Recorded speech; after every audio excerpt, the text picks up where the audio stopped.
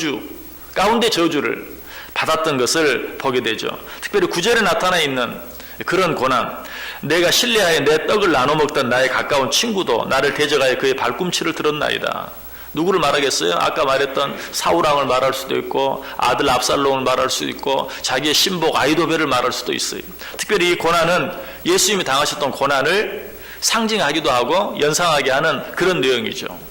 예수님이 어때요? 자기 떡그릇에 손을 넣었던 유다에게 배신당하고 팔려가는 그런 모습을 예언적으로 또 이야기하고 있는 것이, 정말 다윗이 당한 고난은 이처럼 심각한 고난이었어요. 자, 그런데 우리는 이 본문을 통해서 이런 숱한 고난 속에서도 우리가 하나님을 믿는 자로서 복 있게 사는 방법이 무엇인가? 여러분, 이 세상 살아가면 정도는 다를지 몰라도 이런 고난과 상관없는 삶을 사는 사람이 누가 있습니까? 이런 고난이 하나도 없는 사람이 누가 있습니까? 그런 사람은 아무도 없어요. 설령 지금 그렇다 할지라도 앞으로도 이런 고난과 전혀 상관없는 삶을 살 수 있다고 자신 있게 말할 수 있는 사람이 누가 있어요? 아무도 없어요. 자, 그러면 이런 고난 가운데서 어떻게 이런 고난을 이기면서 복 있는 삶을 살 수 있는가 하는 것을 우리가 알아야 돼요.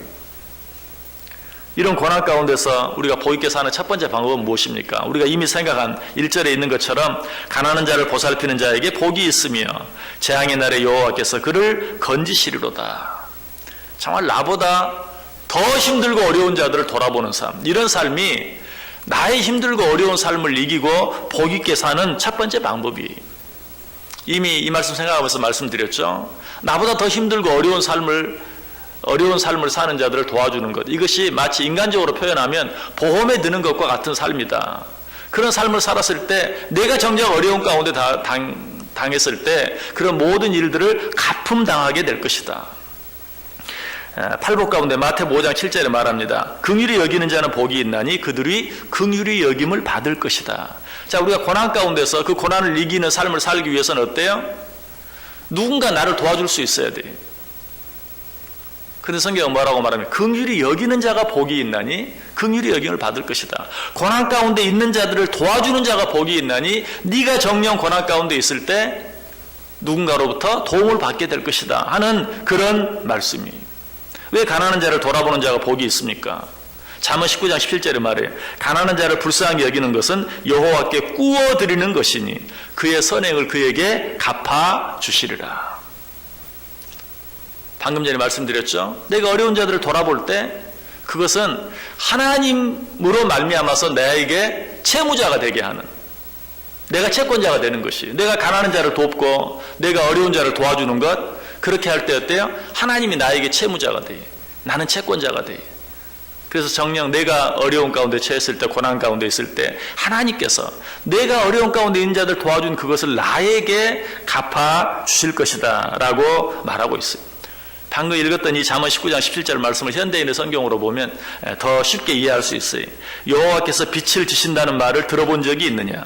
가진 것이 없어 가난하게 사는 이를 마음 아파하며 친동기간처럼 아끼는 것은 여호와께 빛을 주는 것이니 반드시 갚아주실 것이라. 어려운 자를 돌아보는 것, 이것이 하나님이 나에게, 이 심한 표현이지만 하나님이 나에게 빚쟁이가 되게 하는, 내가 어려운 자를 도와줌으로 하나님이 나의 빚쟁이가 될 수 있다 라고 그렇게 표현하고 있어요. 이보다 더 적극적인 말씀은 마태복음 25장 40절에 임금이 대답하여 이르되 내가 진실로 너희에게 이르노니 너희가 여기 내 형제 중에 지극히 작은 자 하나에게 한 것이 곧 내게 한 것이니라. 가난한 자를 돕는 것이 곧 내게 하는 것이다. 이것만큼 내가 어려운 가운데 처했을 때 하나님의 도움을 보장받을 수 있는 가장 확실한 방법이 없는 것이, 그러므로 우리는 고난이 없을 수 없는 인생을 살아가면서 어떻게 이 고난을 이기면서 복 있는 삶을 살 수 있는가? 고난 가운데 있는 자들을 돌아보는 삶을 통해서 그렇게 할 수 있다는 것이, 자, 이 부분은 우리가 이미 몇 시간에 걸쳐 생각해 보았어요. 자, 그렇다면 이런 피할 수 없는 고난 가운데서 복 있게 살 수 있는, 복 있는 삶을 살 수 있는 또 한 가지 방법은 무엇일까요? 그것이 오늘 본문 4절에 나와 있습니다. 내가 말하기를 여호와여 내게 은혜를 베푸소서. 내가 주께 범죄하였사오니 나를 고치소서. 고난 가운데서 복 있게 사는 또 한 가지 방법은 무엇인 것 같아요? 우리 인간은 다 죄인이, 죄 없는 자가 한 사람도 없어요.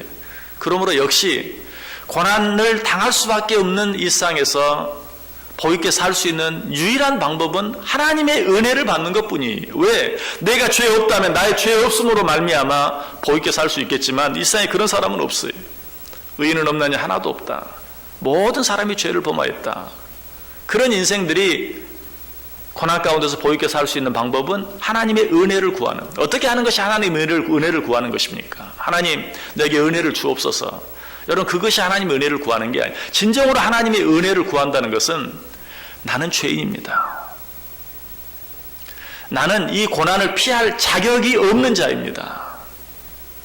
하나님이 내게 은혜 주셔야 합니다. 그 은혜가 내게 필요합니다. 자기의 죄를 하나님 앞에 내어놓고 자복하고 회개함으로 죄의 용서함을 구하는 것, 이것이 하나님의 은혜를 구하는 것이요, 이런 자만이 피할 수 없는 고난 중에서도 복있게 삶을 살아갈 수 있다는 것이. 이 세상에 죄 있는 사람도 있고 죄 없는 사람도 있고 그런 게 아니. 이 세상에 있는 사람들은 다 죄인이. 그러나 그 사람을 굳이 나눈다면 그 죄를 깨닫고 회개하는 사람과 그 죄를 깨닫지 못하고 회개하지 못하는 사람, 회개하지 않는 사람. 우리가 어떻게 이 세상을 복있게 살 수 있는가?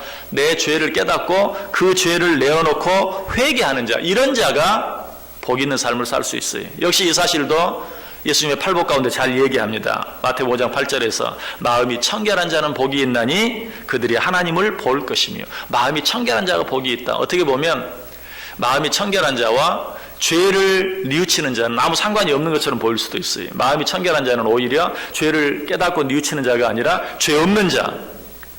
그러나 제가 자주 말씀드렸죠. 마음이 청결하다는 것은 죄가 없는 것을 말하지 않아요.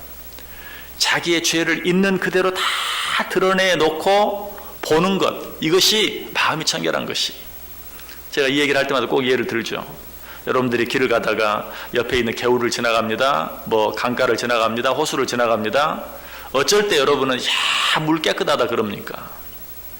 그 물 속에 버려진 깡통도 있고 고무신장 하나도 떨어져 있고 운동화 한 짝 떨어져 있고, 그렇다 할지라도 그것이 있는 그대로 깨끗하게 보이면 물이 깨끗하다라고 말하는 것이. 어떤 자가 마음이 청결한 자예요? 죄 없는 자? 그런 자는 없다고 그랬어요.